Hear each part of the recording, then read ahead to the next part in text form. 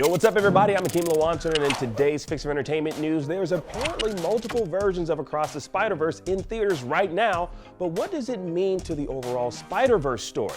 Now, Beyond the Spider-Verse might get delayed, and we'll break down the likelihood of that happening. The Cowboy Bebop's 25th anniversary is approaching with something very special and so much more in today's Fix. Let's drop it.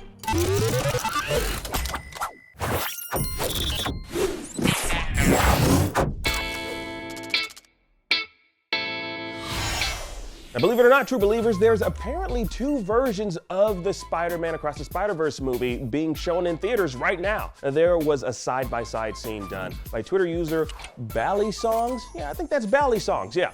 Twitter user Bally Songs, which featured Spider-Man 2099 and Lila, where in one version she takes a selfie and another where she points at Miguel. Now, digging deeper into it, the Twitter user noticed the selfie shot was missing around the very same time Sony Pictures swapped out the original version due to the sound mixing issues many noticed were in the original's release. So it seems Sony Pictures didn't just go back to fix the sound, but it also slightly changed certain scenes. Now, at least one that we know of. But the spiderweb goes even deeper than this innocuous observation. The associate editor for Across the Spider-Verse, Andrew Leviton, came out and confirmed that there are multiple versions of the movie currently airing in theaters. Now, he came out and quote tweeted the original post saying, quote, "I was wondering when people might start noticing." Ooh. Now, there's no confirmation on how many different versions or cuts of Across the Spider-Verse are out there, but another user did notice the spot had slightly different dialogue in the hologram flashback scene. So with this bit of information, the question is, how many times do you plan on going to see Across the Spider-Verse in theaters? And it's apparently like a box of chocolates, so you'll never know what you'll get every time you go. But the ultimate question is, why?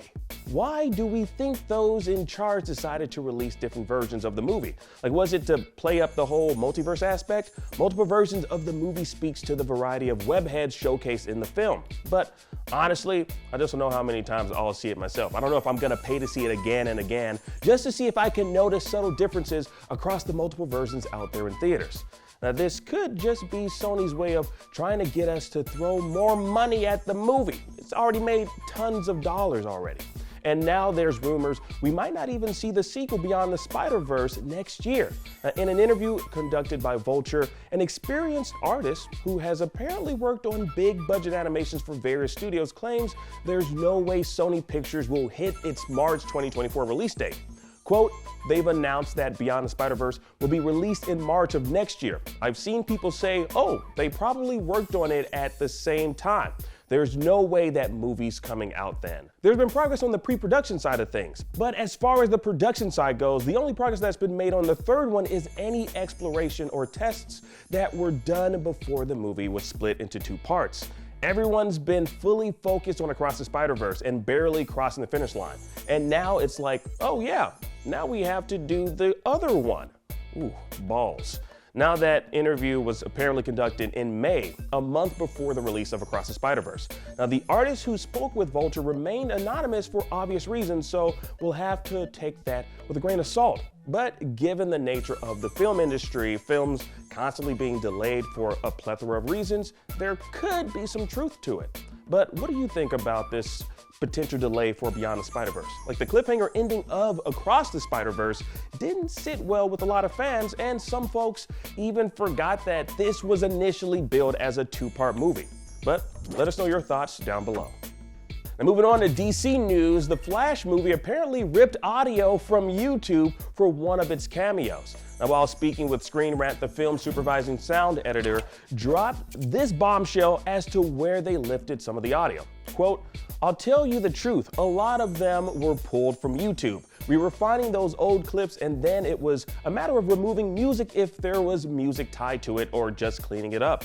Now, the Flash movie had a ton of cameos from various actors who portrayed DC superheroes throughout the years, some still with us and some sadly not. So it kind of makes sense that they'd use whatever resources to obtain audio for certain portions. But you'd think Warner Brothers would just have some sort of archive with whatever they're looking for.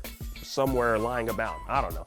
And ripped audio, I gotta mention this, ripped audio from YouTube isn't always top notch. But you know what, I guess they really wanted the audio to match the abysmal CGI showcased in the Flash movie. It looked really rough. And that's putting it lightly, honestly.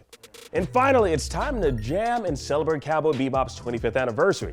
Now, if you find yourselves in Japan this fall, you might want to check out the brand new exhibit honoring the story seen in both the manga and anime. Now, we don't speak about the live-action series on Netflix. As far as actual fans of the franchise are concerned, that never really happened. Now, Sunrise Studio released this visual with the heroes, villains, and dog of the series. Now, you'll get to see special statues, apparel, and original artwork from the show and manga. Now look out for Cowboy Bebop Exhibition, the 25th anniversary special session, October 27th through November 19th in Tokyo at the Movida Hall special venue. All right, and that about does it for today's Fix of Entertainment news. I'm Akeem Lawanson, and thank you so much for watching. Now that you're caught up on today's news, please check out our previous episode. Download the IGN app on all your devices, and for everything else, stick with IGN.